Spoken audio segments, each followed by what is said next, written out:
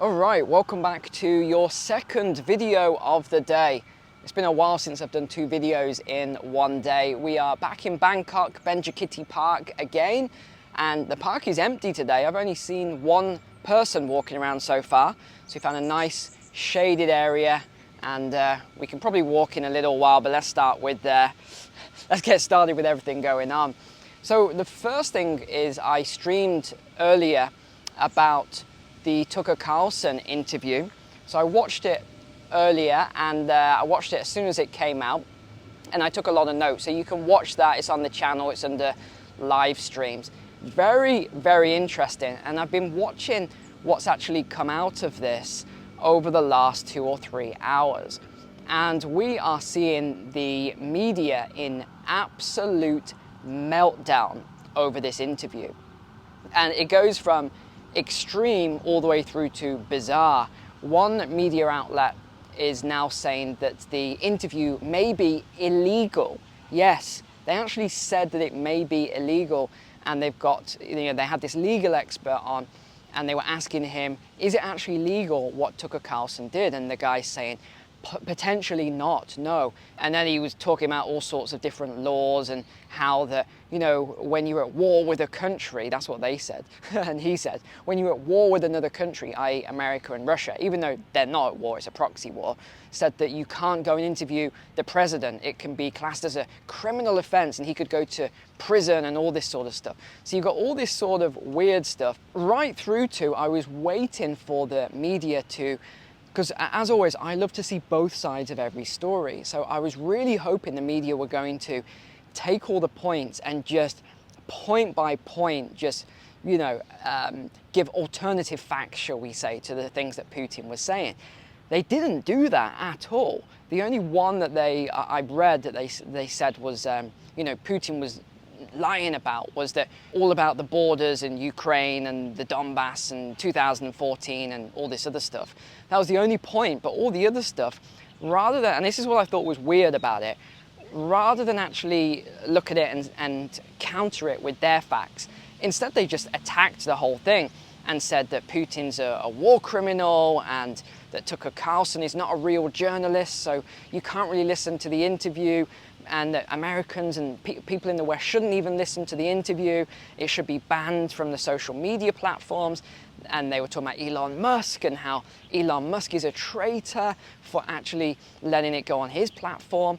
They're in contact with YouTube now to get it taken down from YouTube because it, goes against all these policies. And it was just the weirdest thing to read all of this news. And I think it's a shame, really, because as with all conflicts and everything going on, I always like to see both sides of the stories. Give me facts from each side, and then when someone puts out facts, counter those facts.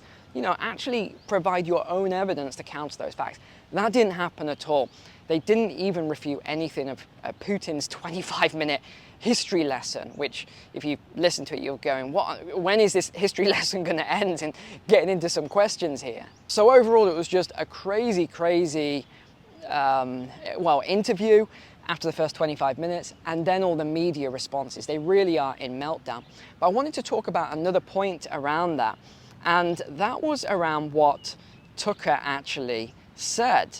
And I quote here, "The NSA broke into my Signal account, which I didn't know they could do. I got a call from somebody in Washington. This person said, 'Are you going to come to Washington anytime soon?' Tucker said, 'Yeah, actually, I'm about to go in about a week. Meet me Sunday morning.' So Tucker says, so I go, and this person's like, 'Are you planning a trip to go see Putin?' And he said, 'How would you know that? I haven't told anybody. I mean anybody. Not my brother, not my wife, nobody. How would you know that?' And he says, 'Because the NSA pulled your text with the other person that you were texting.' So it's not really a surprise to me that this has happened, because we all know it's just like GCHQ in the UK. They read everyone's messages. They have all these, alerts and tags and all these other things that they pull up. Everything is pretty much recorded nowadays. Everything that you ever do, remember this, everything that you ever send a message, you say, anything that's digital now is tracked and recorded, and it can be pulled back from archives and all sorts of things. But I think it's a shock to a lot of people, a lot of Americans anyway, that Tucker's saying that he has been spied on, and you know, there's all the stuff in Europe as well. That's sort of falling apart at the moment with all the stories in Europe saying that they were going to arrest Tucker as soon as he landed in Europe for his flight back to the US and all that. So that story isn't quite coming to fruition now. They're saying that story isn't quite true. But, you know, there's all this stuff going around. It's just non-stop, day in, day out infighting. And this is not going to lead anywhere good. There's going to be some massive problems coming from all of this. But all right, let's take a little walk around the park here then. I'm going to need my hat and maybe sunglasses for this one because it is a really hot one today. Well, I don't know where all the people are. Maybe it's just too hot. But look, I can see a couple people in the background here, but that is it. Maybe it's a little bit too hot. We're going to watch out for falling snakes today. We don't want another snake falling on my head. It was just up here the last time, if you remember that. Okay, so the next big story at the moment is all about the border. I mean, we covered this last week. It's just absolutely crazy, all this border. And the Border Patrol agents have been heavily criticizing the Emergency National Security, oh gosh, this is a mouthful, this new act anyway. They're saying that out of the $118 billion that was supposed to secure the border, they said that $60 billion's gone to Ukraine, $14 billion's gone to Israel, and a lot of the other money is going towards not actually securing the border, but helping, it says helping and guaranteeing 1.5 million illegal migrants will enter the United States. So heavy criticism at the moment, and I feel like we're seeing this shift in public sentiment as well. I don't know if you're feeling it as well, but we're seeing this massive shift now that we're seeing all these citizen movements, which is pretty wild, although this happens, you know, every time at this point in the cycle. You start to see people taking the law into their own hands when governments are not, you know, taking care of these things. So this is one thing that we are seeing at the moment then. And I don't know if you watch I don't like 60 Minutes, let me just throw that out there, but 60 Minutes did this documentary the other day. It came out maybe a few days ago now, and it was all about something I said weeks ago, if not months ago, and that was that a lot of the people crossing the southern border are actually Chinese. Yeah, they're not. People were saying, oh, they're all from Mexico. They did all these reports, and not just 60 Minutes, but other journalists have been interviewing people at the border and the people with the property. And they were saying, where are they all coming from, all the people? And they said it's not Mexico. A lot of these people are coming from random countries now, but they're saying China is very, very heavy. Another story that just came out then is around the US cattle size. It's now the smallest since 1951. The smallest cattle size since 1951. The herd has decreased to 87 million cattle, contributing to high beef prices and reduced profits for meat processors. Now, the claim is that this is all due to climate change. They're saying it's due to drought and this 1.5 degrees. They're saying it's due to high feed costs, again, as a result of climate change. They're also saying it's elevated interest rates. And yes, they even said this is due to climate change. Goodness, I mean, how on earth the interest rates are linked to climate change, I don't know, but they've somehow linked all of this together. Another one then, US coal exports at the moment exceeded 32.5 million metric tons in 2023, earning over $5 billion for the USA. They obviously haven't put this out there like they used to do in other years because they don't want people to know because of all the, you know, the CO2, carbon net zero, everything else. But the US is exporting huge amounts of coal, natural gas, oil. They're just absolutely enormous in terms of energy production now. Over in the UK then, secret spy base running around the clock 24/7. It says here, they are preparing for war. Yes, this is a 24/7 military intelligence base, and their main focus at the moment is Russia. They also say that they are monitoring a growing threat by China, and that China is ramping up its rhetoric and its aggression towards the UK. I'm not exactly sure how China's doing that, and you know, these articles, they're never clear. I mean, sometimes I just wish they would come out and say it, like say how they are ramping up their aggression towards the UK. I mean, are they flying jets over UK airspace? Are they doing cyber attacks on UK infrastructure? I mean, I don't know.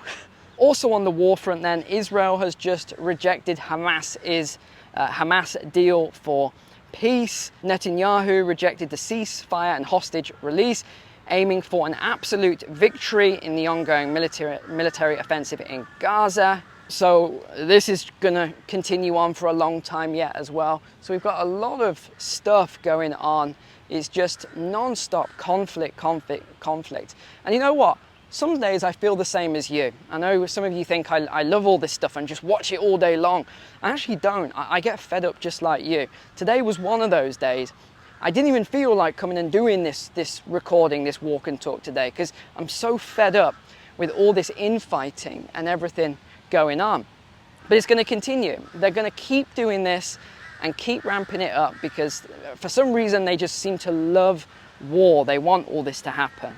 Now, I want to come on to some other topics then. I want to talk about some tech-based stuff because I don't know if you've seen all these videos, and there's a lot of them. These are Apple, what are they called? Apple Vision Pro, because they just hit the stores. $3,500 for one of these headsets. And that's the starting price. Some people are paying over $4,000 for their headset. Have you seen these things? They are the strangest. I mean, you know, you always get the early adopters that want to go out and use all this stuff. But it is just so strange for me to see all these people using these headsets in the middle of the street, walking around. I mean, yeah, they obviously don't care how they look, doing all this weird stuff. This one guy got arrested. He was driving his Tesla or his Cybertruck, and he was on the freeway, and he got arrested using these things. This is the future, by the way. Do you remember that Simpsons episode where they predicted this? I mean, I'm going back a long way here, and they predicted all of this. There's a lot of stuff. Was it Matt Groening who wrote The Simpsons? There's a lot of stuff that he's predicted that has come true perfectly. I don't know about this guy. Has he like figured out time travel or something that we don't know about? How on earth did he get everything perfect? You remember when Trump went down that escalator and the sign fell and everything was perfect? Or the Grammys thing, or you know, now this headset thing.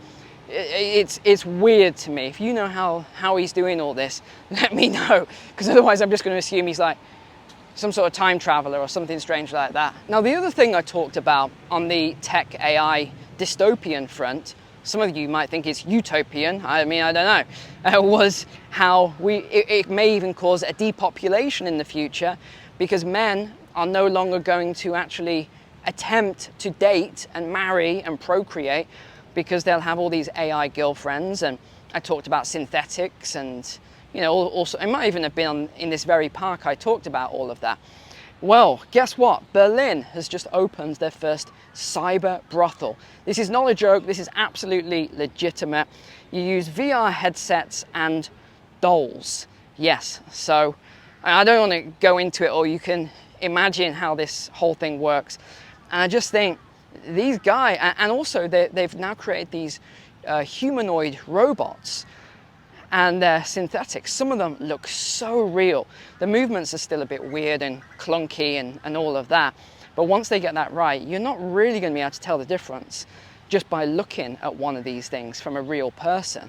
It's pretty scary, the speed that all of this is moving. It really is. And remember when I talked about that Black Mirror episode called Metalhead, where they created that robo-dog, and you know, they were just wiping out all the humans. All the humans were dead already pretty much, but there was this last holdout preppers, and these dogs, these robot dogs, were hunting them. Well, these robot dogs now exist. Yeah, they've actually created these things, and the one that this robot dog is doing now is it can actually open doors, just like in that show where the robot actually opens the door to get in to get the woman. His stuff is scary. It's crazy scary. I'll tell you another funny thing. I finally acclimatized to the 35 degrees Celsius heat here, which is hot. Let me just say that's hot. And I'll be going back to the UK shortly. I've heard it's snowing. It's snowing, or we've got more snow or something like that. Then I'll fly over to the Isle of Man. So isn't that's always the way, isn't it? The irony of it. You finally acclimatize, and then you have to go back and I'm gonna freeze. So that's it for today anyway. Thanks for watching. Definitely check out that summary I did for you on Tucker and Putin, the interview there. But apart from that, I'm gonna go for a nice walk around the park here now then, enjoy it, get a drink, and I'll see you next week. Take care, God bless.